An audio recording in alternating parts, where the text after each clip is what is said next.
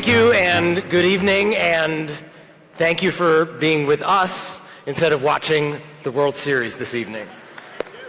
Thank you also for all of the energy and the excitement that I have felt over the last day. It's been an incredible 7th national conference, and not only the 7th, but our largest conference ever. So thank you for that. It says in my script that I say, it goes without saying, but of course I'm now going to say, because everybody that we have heard from has said this, we could not have come together at a more important historical and political moment. Whether we look at the United States under Donald Trump or Israel under Benjamin Netanyahu, or the world more broadly, we see a profound challenge to our most core values and politics. And it's the values that we share that bring us together to find a political home here at J Street. It's a belief in justice and in equality. It's a belief in freedom and in democracy. For many of us, these values are rooted in our Jewish identity. For many of us, these values are rooted in our American identity. But whatever their roots, these are the values that motivate us when challenged to stand up and to fight wherever autocracy and racism and militarism are on the march.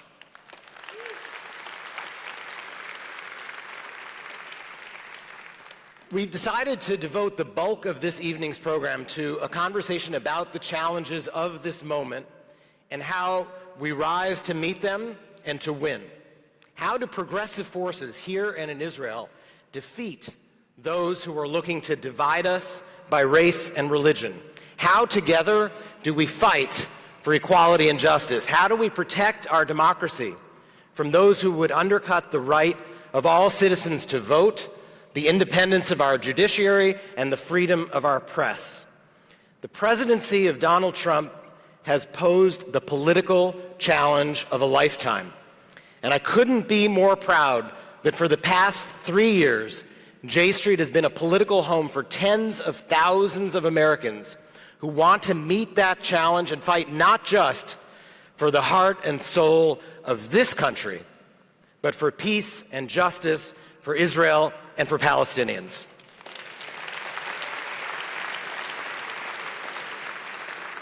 Of course, the Israeli-Palestinian conflict, the challenge that it poses, goes back decades, if not even a century. And it's been over 52 years since Israel gained control over the West Bank and Gaza in the Six-Day War. 52 years since the UN Security Council unanimously passed Resolution 242, calling for the establishment of a just and lasting peace, including the withdrawal of all Israeli armed forces from territories occupied in the then recent conflict. 52 years in which the world has reinforced the core notion that peace and security for Israelis and Palestinians will only come with the withdrawal of Israeli forces from occupied territories. 52 years in which there has been no peace, only never-ending conflict and ever-deepening occupation.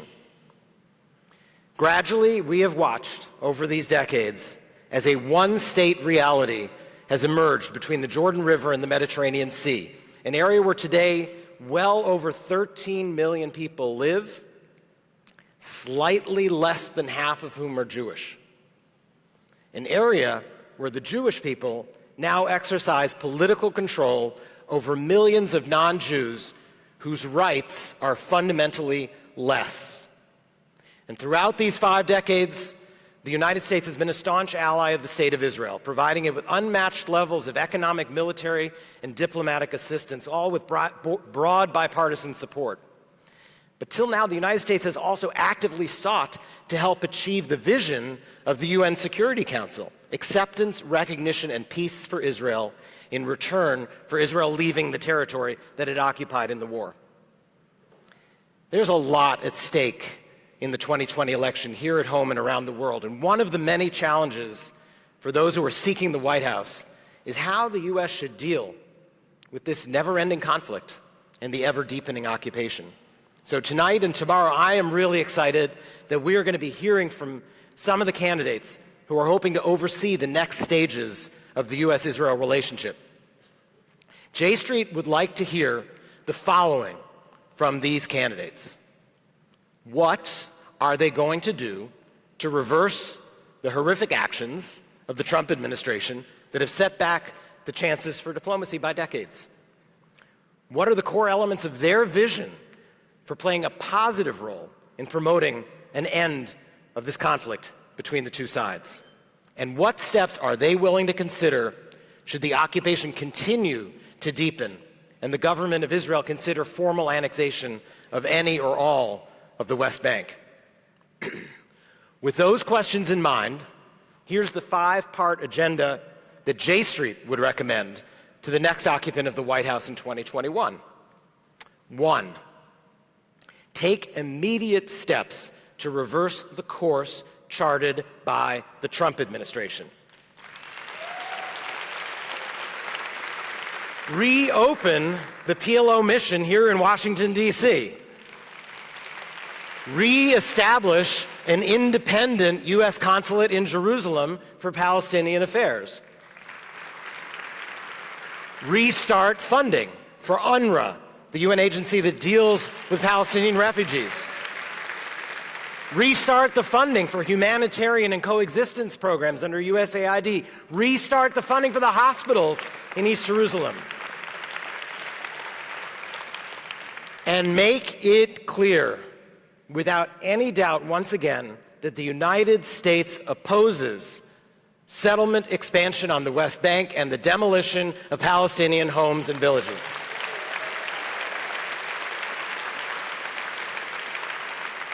One final thing. In addition to the U.S. Embassy to Israel that is now in West Jerusalem, make it clear that one day there will be a U.S. embassy to the state of Palestine in East Jerusalem as part of an agreement to end this conflict. 2, return the word occupation to the State Department's vocabulary and the commitment to end it to our foreign policy. You've already heard last night and hopefully at the student session today that J Street, and in particular our student arm, J Street U, is going to be pressing political parties to explicitly call for an end of occupation in their 2020 party platforms.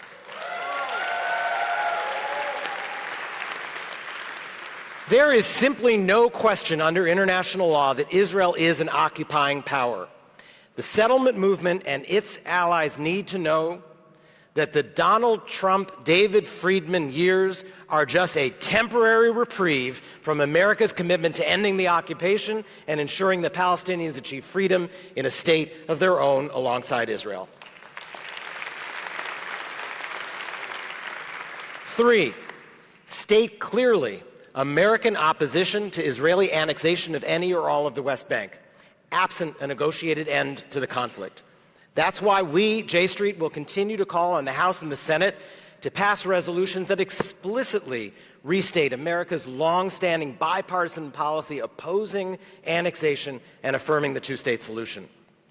4, clarify that U.S. security assistance to Israel is to be used solely for the country's defense, and that the United States will not foot the bill for annexation or pay, in the words of even Senator Lindsey Graham, for a one-state outcome.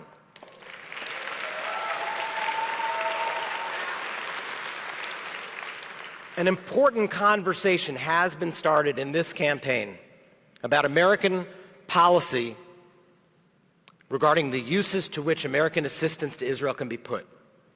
Already in this presidential campaign, we're hearing real conversations and real proposals from several leading candidates around ensuring that our assistance isn't being put to uses that actually deepen Israel's security challenges, whether it's annexation or settlement expansion. Current law is actually explicit about the purposes to which U.S. security assistance can and can't be put by recipient countries, including Israel. Our aid is not intended to be a blank check. Congress and the next administration, at a minimum, should take the necessary steps to gain visibility into how our assistance is being used, how are our dollars being spent, and to ensure that all existing laws regarding those uses are being followed. 5, reestablish American leadership and credibility at the center of diplomacy in the Middle East. The United States must come back into compliance with the Iran nuclear agreement. We should then lead the way towards a follow-on agreement that extends the agreement's length and scope. And on Israel-Palestine, the United States must reaffirm that there is no resolution to this conflict other than a negotiated two-state agreement. And a new administration should lay out clearly the parameters for that agreement and build a path to it with broad international support. That's another reason why we urge the House to pass House Resolution 326 that explicitly clarifies that any resolution to the conflict must be based on our long-standing bipartisan policy of supporting two states and on the internationally accepted parameters for solving the conflict.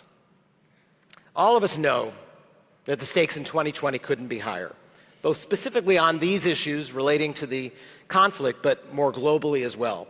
And that's why we are devoting so much time on the plenary stage this year to discussions with the candidates seeking to replace President Trump. Over the course of the next 24 hours, we're going to hear from 5 of the candidates who are going to be interviewed by the incredible hosts of Pod Save the World, who we met last night, Ben Rhodes and Tommy Vitor. Let's hear it for Ben and Tommy. Foreign policy has gotten... Did they come out? Foreign policy has gotten really short shrift this year in the televised debates and in issue-oriented forums that other organizations have put together. That's why I'm so pleased that J Street has been able to create this space for the most in-depth discussions of these issues this fall. We've organized these appearances as roughly 15 to 20-minute conversations between the Crooked Media team that seems very anxious to get out here on the stage and the candidates. Tonight, we're going to be interviewing Senator Amy Klobuchar. And tomorrow, let's hear it for Senator Klobuchar. And tomorrow, I hope you'll be back when we have 4 more candidates: Mayor Pete Buttigieg, Secretary Julian Castro, Senator Michael Bennet, and Senator Bernie Sanders.